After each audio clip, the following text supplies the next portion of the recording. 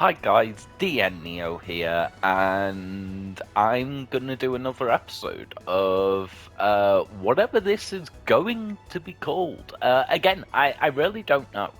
But I had a lot of fun with the first time I did this, even if it was kind of shorter and more of an introduction.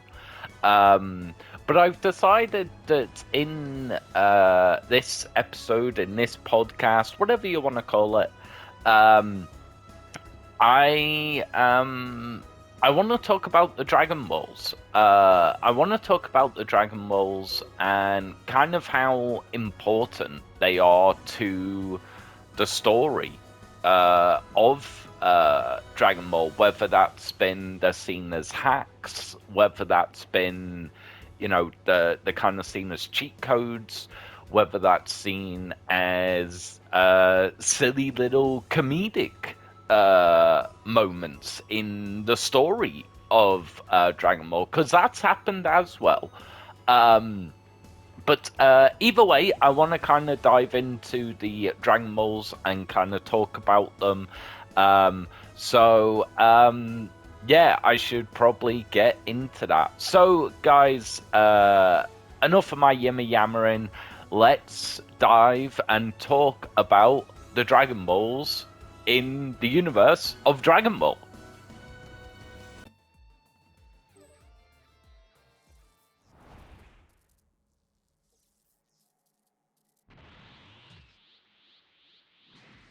You'll never defeat me like that.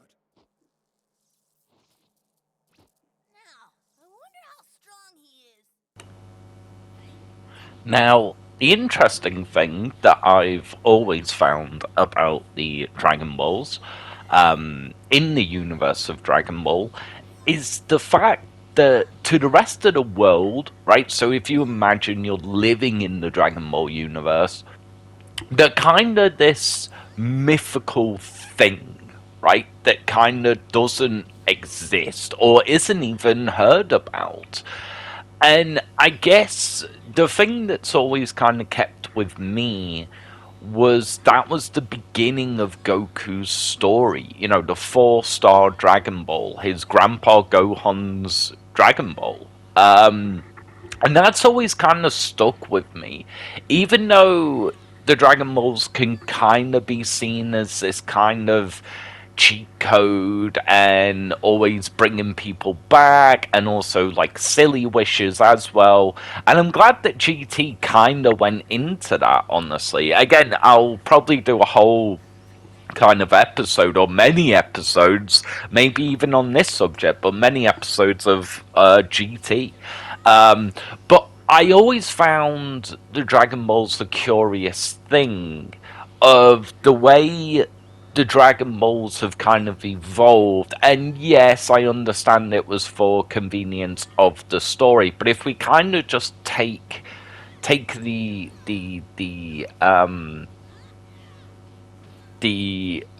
reasons, the in-universe reasons of why Earth's Dragon Balls have evolved and gotten stronger, it makes sense. And it's kind of one of those things that I think is kind of overlooked a lot of the time. But in my opinion, the Dragon Balls are kind of the Excalibur, right, of its respective stories, right? It's kind of the mythical thing, or 7 mythical things, that's kind of the and even when Excalibur is used, it's more the story of finding Excalibur, and it's more the story of how you're then going to use Excalibur, right? I think the Dragon Balls are very much that. They are a help, or a story device that helps the story progress and move on. And oh, well, there's always hope for that happy ending. And that's kind of always bothered me a little bit over the years of, well, nobody really dies, or nobody's at serious risk of death. But then I think about what they've been able to do with it. And I think about how they've done that in the stories, right? And I think about how they've managed to keep that going. And I even think about, when Bardock was facing down Frieza, there's always been that kind of fan in question's minds of why hasn't Goku and Vegeta used to resurrect Bardock and King Vegeta.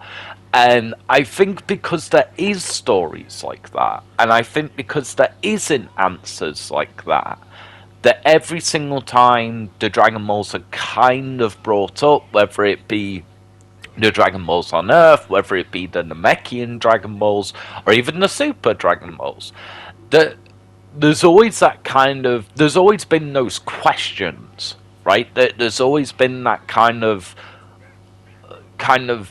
those questions remain in the universe of Dragon Ball. And I just think that slowly but surely we're going to get to a point within the universe of Dragon Ball that something's going to happen. The last time we really saw the Dragon Balls come in and really play like a story device rather than a cheat code or a way of resetting, because that's happened a lot as well. We need to reset, so we're going to use the Dragon Balls. Whether that be bringing characters back, or there's been a lot of destruction and we need to reset and almost non-avoid the destruction itself. And in my opinion, I think that we're close to that time where the Dragon Balls are going to be used for something quite special. And again, the last time, at least in my opinion, was in the beginning of Super, where, they're trying to find out how to make a Super Saiyan God. And I think that even though that scene was a little bit weird, for me, personally, seeing Shenron kind of cower with Lord Beerus, but then we hear Lord Beerus is connected to the Kais in some form or fashion. Again, probably do an episode on that if you guys want it. But I always found that a little bit weird. I always found that a little bit weird, and I think they need to do. I think they need to do something with the Dragon Balls, honestly. Because apparently we're getting a new season. We're getting a new season or a new story arc with Super, and that's kind of what motivated me to do this. Because there's going to be a lot of questions, and it's cool, right? It's really, really cool. Yeah, so I feel like the Dragon Balls, the more of the Excalibur thing, rather than the story. It's always like King Arthur, how's he going to use the Excalibur? Or how is he going to use Excalibur, sorry. And I feel like the Dragon Balls need to stay in that place within the story until it's a massive thing. And I don't mean like resurrections necessarily. Like, for example, when Krillin wanted to help Android 18 be more human or take the bomb out of her, that thing always kind of muddled me, because there was kind of talks of both at the time. Anyway, but that was a story device that involved the Dragon Balls. It wasn't just a resurrection. It wasn't just a cheat code to reset, right?